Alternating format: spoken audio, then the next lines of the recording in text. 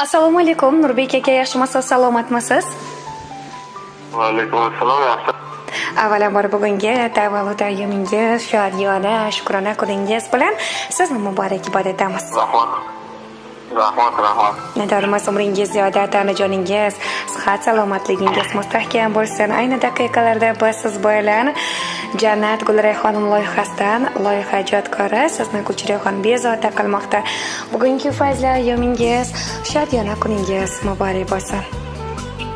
Rahmat. Doimo omon bo'ling. Bugun sizni mana shunday fayzli kuningizda sizni tabriklash maqsadida, qutlash maqsadida biz loyihamizga chiroyli bir maktubnomalari kelgan edi.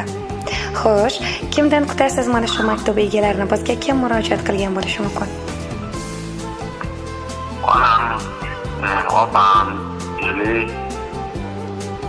yangalarim bo'lishi mumkin.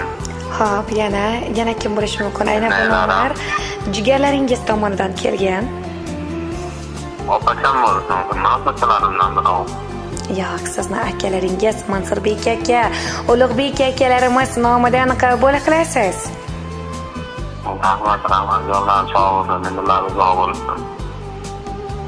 Nadarmas rahmatim, sog' salomat bo'ling va onajoningiz tomonlardan ham opangiz Zamira opa, Zarifa opa va pochangiz Jo'rabek aka, keliningiz Sayraxon, Nargizaxon opalarimiz, ayolingiz Azizaxon, joningiz Mehronaxon, Murodbeklar, Muhammad Ali tomonlaridan ham qabul qilasiz. Rahmat. Hammalaring jonlari sog' bo'lsin, dinlar sog' bo'lsin. Baxtimga tayyor bo'lsin. Rahmat. Dam sog' salomat bo'ling. Assalomu alaykum, meni mehribona, mehrda tengi yo'q bo'lgan, qadrli bo'lgan ukajonim. Seni bugungi tavallud ayyoming bilan chin yurakdan muborakbod etaman. Bugun Allohdan nimaki so'ragan bo'lsang duo qilib, barchasiga bekami ko'z erishgin. Uying nurga, cho'ntaging pulga doimo to'la bo'lsin. Ukajon, hamisha biz jigarlaringni baxtiga sog' salomat bo'lib yurgin.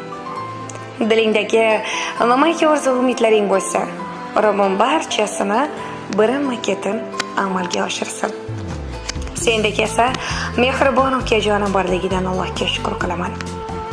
Yuzingdagi mana shu chin kulgular hech qachon ketmasin. Ukajon, ilohim dunyolar turgunicha turgin. Va bizni baxtimizga doimo sog' salomat bo'lib, mana shunday ishlaringga doim omadlar tilab qolaman deya bizga murojaat qilganlar sizni mehribon akajonlaringiz. Ko'kka parvoz qilgan qush misoli.